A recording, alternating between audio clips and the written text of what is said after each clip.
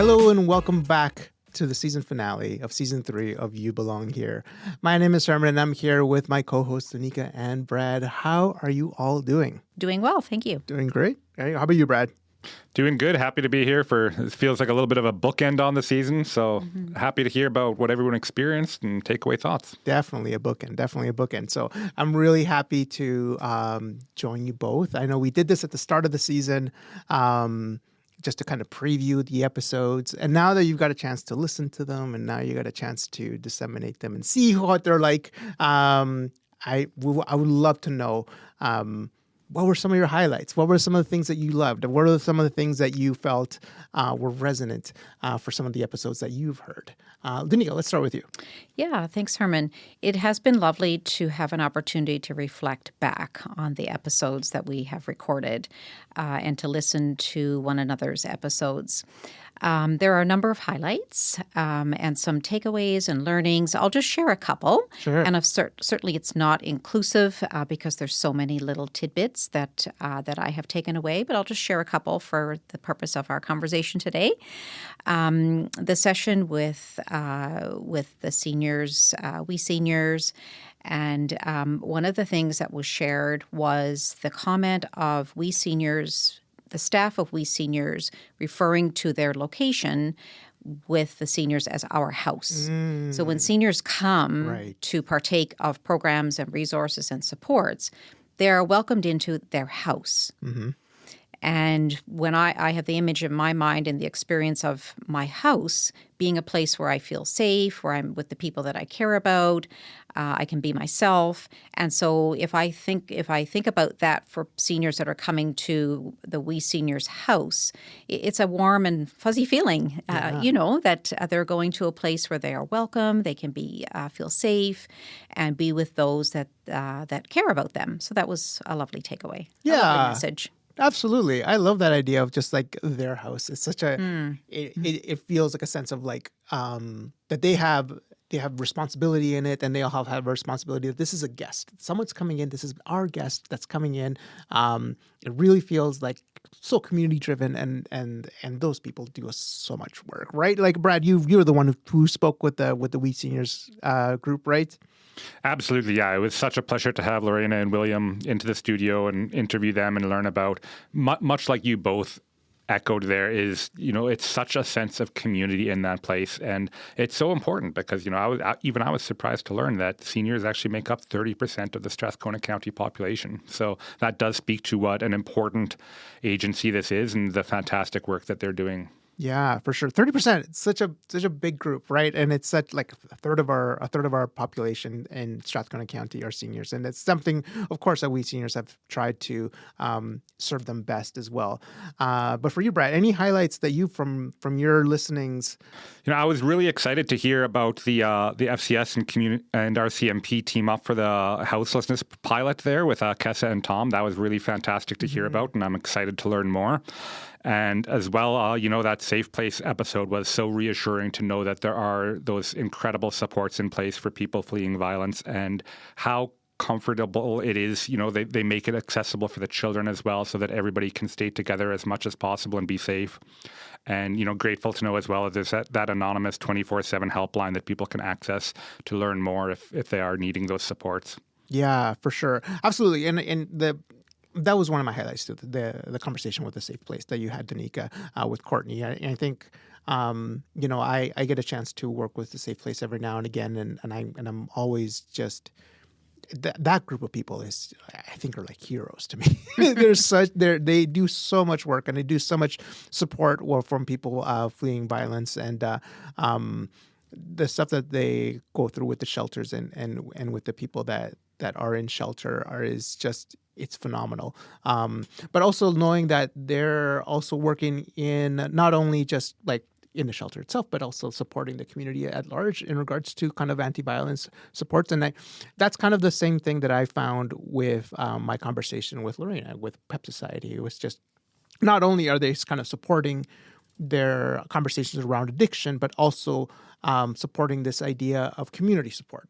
That person going through addiction is also affecting their family, the schools, and the community at large in general. And I really love that Lorena was highlighting that piece to say that we're trying to bring families together, and not only that, but also reducing the stigma around that. And I thought that was amazing, and I love that all of our community members are not only thinking about just the work immediately that they do, but also just systemically what goes around as well.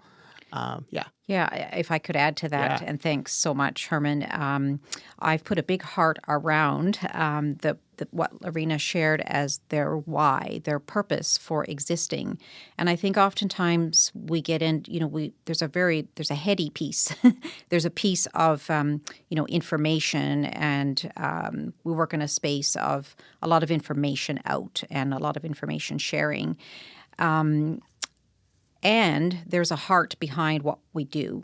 yeah. And so the reason why they exist, as Lorena shared with us, from chaos to calm, misunderstanding to knowledge, helplessness to hope, just even coming to work every day with that in front of you, that this is the reason why we're here.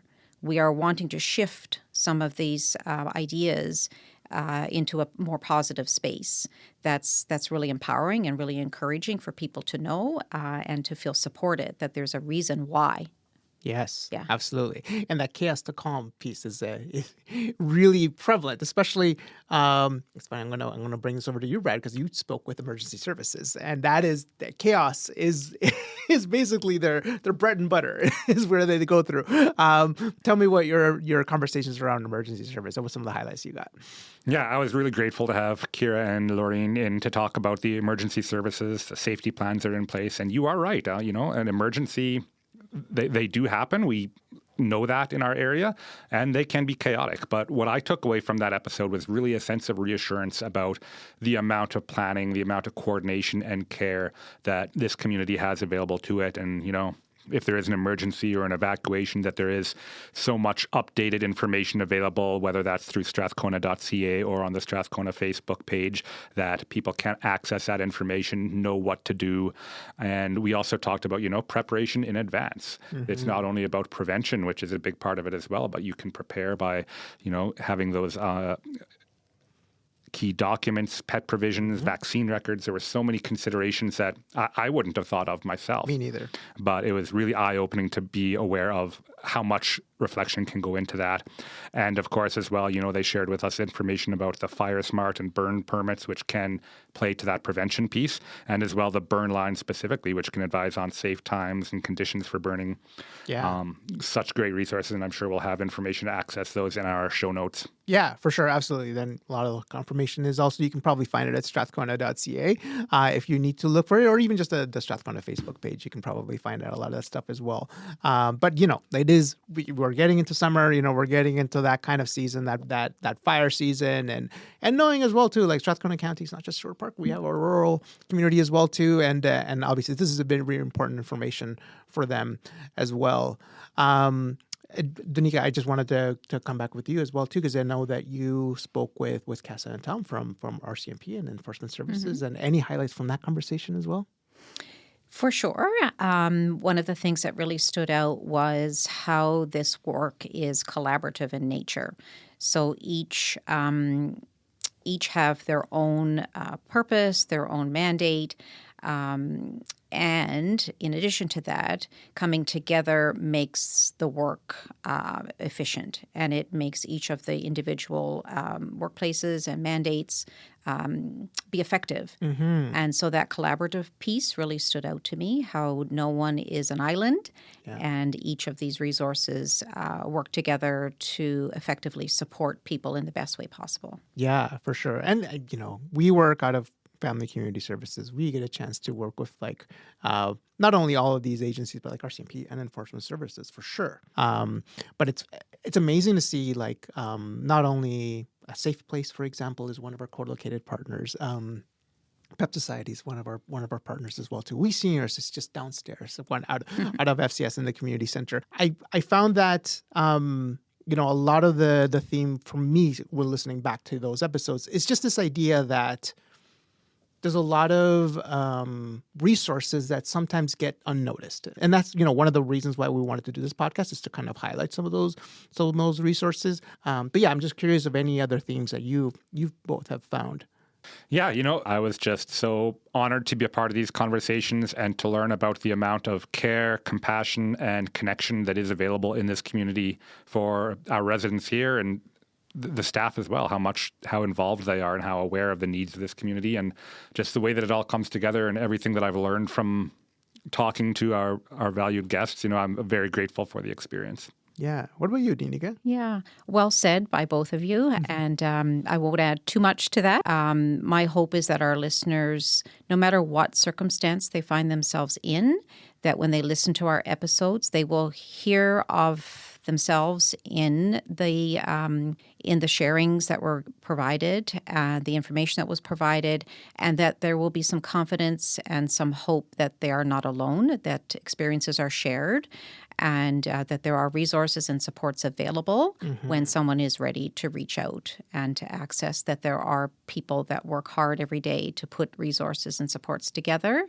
and that we are here when people are ready. Yes, we are. And I can sense in Strathcona County that the community loves to come together and support these people. As you can see, some of our organizations are involved with. A lot of it is volunteer support. A lot of it is just people that are just so happy to have to spend their time just supporting the community. And I thought, to me, that's a big part of our theme as well. Yeah, we are people helping people. Yeah, we're not immune from life's. Hardships and the good things, the not so good things. We all share a common humanity, that's what makes this opportunity to share about what our community offers so powerful. Yeah, absolutely, absolutely.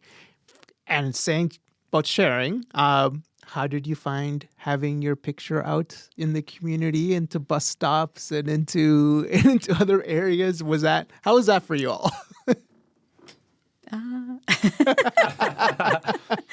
Just a part of the job. Yeah. Part of the People certainly did, let us know that they saw our picture on the buses, in the hallways, that kind of thing. So again, it just, we're part of the community. Yes, absolutely. Yeah. Did you get any feedback, Brad, about your picture specifically? I saw it a couple times. I've heard it mentioned a couple times. Yeah, it's part of the territory. I guess it's good to, as Tanika said, I am part of the community as well. So it's an important reminder of that, I suppose. It was definitely interesting hearing from some of my families. But saying that, we would love to hear more feedback from all of you, regardless of our picture taken or not. As we're wrapping up this season, I would love to hear from our listeners. And your feedback actually helps shape what we do for the next seasons. So please let us know what you've enjoyed, what resonated with you, what are the things that you took away from it, what were things that you want to hear more about. So there's a short survey, and it's at strathcona.ca/you belong here. So strathcona.ca, one word /you belong here. And you share your thoughts. We really appreciate all the feedback that you gave us and you gave us throughout the season itself. And please stick around there. Hopefully there will be more as well, too. And we really appreciate you listening. And thank you to you, Brad, as well, too. And thank you to you, Danica, for being part of this journey as well. It's so great to hear all of the episodes as well, too. And I thought the guests were fantastic, too, right? Yeah. Thank you, everyone. Thank you for being here and enjoying us. And do take care. Yeah, do take care. Yeah. And it's been a pleasure, and I certainly look forward to the next steps. Yeah. So thanks again for listening. And this was You Belong Here.